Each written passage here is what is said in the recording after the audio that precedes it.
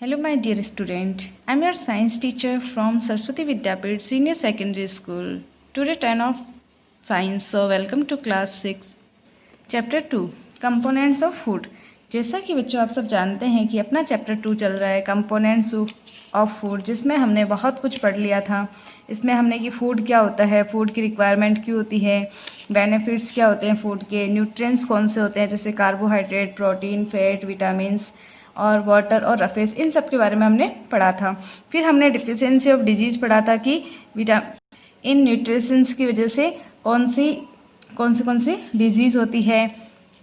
इसके बाद में हमने ये चैप्टर कंप्लीट करके अपने मल्टीपल चॉइस क्वेश्चन किए थे। प्रीवियस क्लास में हमने मल्टीपल चॉइस क्वेश्चन किए थे और अपने चैप्टर को फिनिश किया था।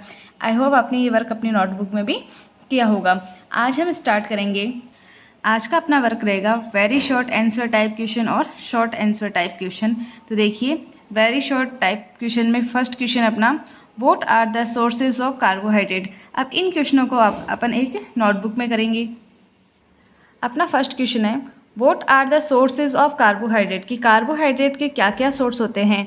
तो आप सब जानते हैं कि कार्बोहाइड्रेट के क्या सोर्स होते हैं। Carbohydrate food source include bread, beans, milk, potato, banana etcetera, कि इनमें क्या पाया जाता है, कार्बोहाइड्रेट पाया जाता है। तो यही क्या होते हैं, कार्बोहाइड्रेट के सोर्स होते हैं।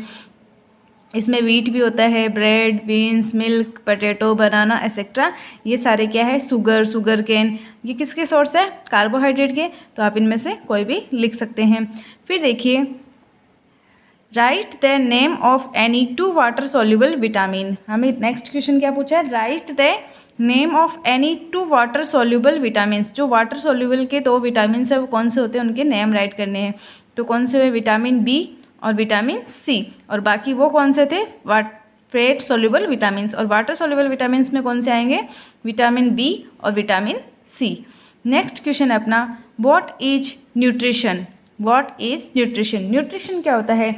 देखिए बच्चों, न्यूट्रिशन क्या होता है, अपने जो पोषक तत्व होते हैं, the process of taking in the food by the an organism and it utilized by the body is called nutrition.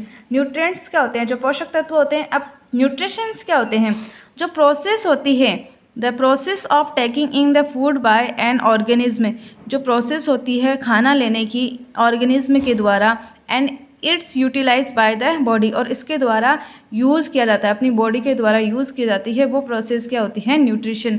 जो अपन खाना खाते हैं, जो प्रोसेस होती है अपना खाना खाने की, फूड लेने की ऑर्गेनिज्म के द्वारा, और उसका हम किस तरीके से उसका यूटिलाइजेशन करते हैं, बॉडी के द्वारा किस तरीके से उसका यूटिलाइजेशन किया जाता है, वही क्या कहलाती है, न्यूट्रिशन कहलाता है। तो इसका आंसर क्या हो जाएगा, the process of taking in food by an organism and utilization by the body is called nutrition. Next question है व्हाट इज द मेन।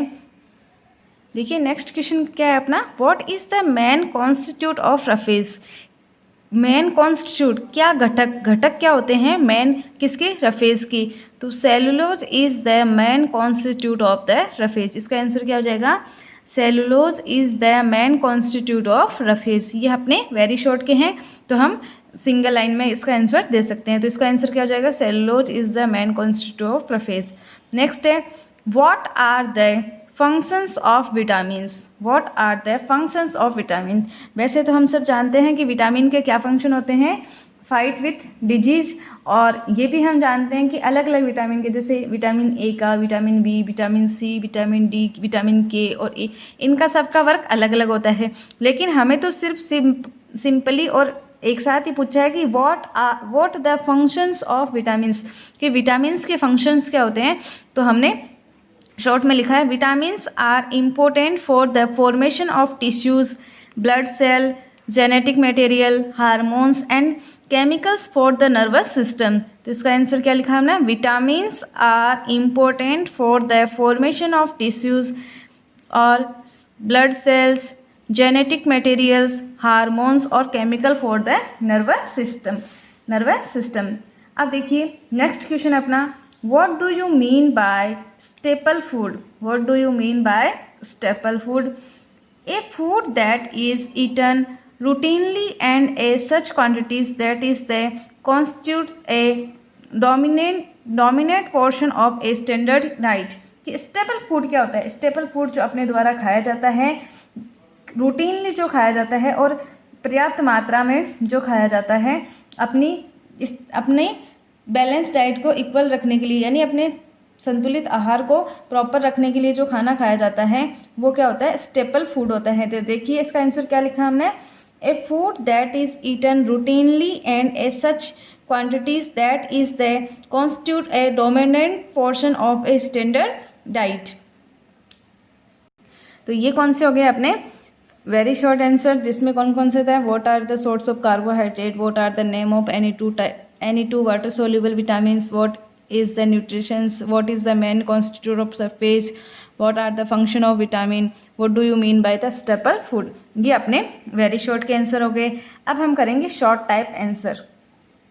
तो देखिए शॉर्ट टाइप में कितने अपने पास 7 क्वेश्चन हैं।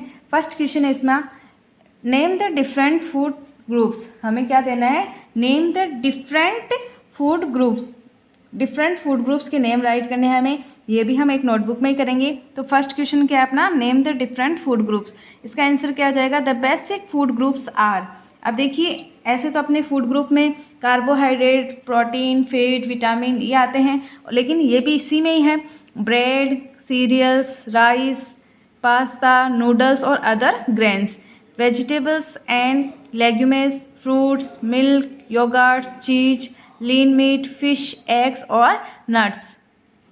तो देखिए इसका आंसर क्या हो जाएगा, name the different food items. जो हमें क्या दिया है, bread, cereals, rice, pasta, noodles और अदर ग्रेन्स, जो सारे ग्रेन्स होते हैं। तो ये सारे इसमें किस में आ जाएंगे, फूड ग्रुप्स में। वेजिटेबल और लेग्यूमेस जो सब्जियां और जो फलियां होती है, फ्रूट्स में मिल्क, योगर्ट्स जो दही होता है, चीज और मीट, लैंड मीट्स और फिश, एग और नट्स। ये क्या है, फूड ग्रुप्स है, अलग अलग टाइप के फूड ग्रुप्स है। अब नेक्स्ट देखिए,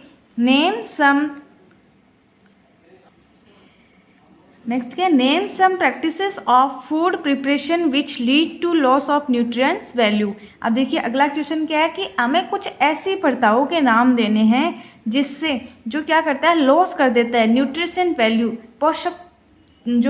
पोषक जो वैल्यू होती है, न्यूट्रिशन वैल्यू होती है, पोषक महत्व को कम कर देता है, लॉस कर देता है या घटा देता है। तो इसका आंसर क्या हो जाएंगे, freezing, drawing, cooking and reheating. यानी उसको फ्रिज में रखने से, सुखाने से, पकाने से और बार बार गर्म करने से, बहुत ज़्यादा गर्म करने से उसकी जो न्यूट्रिएंट्स वैल्यू है उसको घटा देता है, उसकी न्यूट्रिएंट्स वैल्यू है वो कम हो जाती है। नेक्स्ट देखिए, how can you balance your diet without editing to its course, suggest any one method to do so. हम कैसे अपनी बैलेंस डाइट को क्या कर सकते हैं, बैलेंस योर डाइट कैसे हम संतुलित कर सकते हैं, अपनी जो डाइट लेते हैं उसको बिना एडिटिंग ऑफ कॉस्ट, यानी बहुत महंगा खाना, कॉस्ट जो अपनी कीमत ज़्यादा ना करके। इसके लिए कोई एक मेथड देना है अपन को कि हम अपनी जो डाइट लेते हैं उसको संतुलित कैसे कर सकते हैं, उसमें महंगा खाना ऐड ना करके। तो इसका क्या हो जाएगा, scientist have found out that a balance diet need not necessarily B costly. यहाँ तक कि साइंटिस्ट ने भी क्या पा लिया है, ये निष्कर्ष निकाला है, साइंटिस्ट ने भी ये पाया है कि जो बैलेंस डाइट है वो बहुत ज़्यादा कॉस्टली हो इसकी कोई ज़रूरी नहीं होती। एवरीवन कैन अफोर्ड इट, उसको आसानी से कोई भी अफोर्ड कर सकता है, इवन द पुअर, यहाँ तक कि गरीब लोग भी। इफ़ ए पर्सन ईट, अगर एक पर्सन दाल, राइस, रोटी, ग्रीन वेजिटेबल्स, लिटिल ऑयल और जैगरी, गुड़ खाता है, ये सारी देखिए, अगर कोई भी गरीब पर्सन जो रोटी और दाल और चावल और हरी सब्जियां और पर्याप्त मात्रा में ऑयल या गुड़, ये सारे फूड अगर लेता है, all the food requirement of the body are fulfilled, तो ये जो सारी रिक्वायरमेंट पूरी कर देता है, बॉडी को जिनकी रिक्वायरमेंट होती है वो सारी रिक्वायरमेंट पूरी कर देता है। तो देखिए इसका क्या हो जाएगा कि हमें कोई ज़रूरी नहीं होता कि हम जो कॉस्टली डाइट है वो ही इंक्लूड करें अपने खाने में, तभी अपनी जो डाइट है वो बैलेंस हो सकती है, तभी वो संतुलित हो सकती है, ऐसा कोई ज़रूरी नहीं हो सकता। तो कोई भी अपन से एक सजेशन मांगा है तो इसमें हम क्या लिखेंगे, scientist have found out that a balanced diet need not necessarily be costly.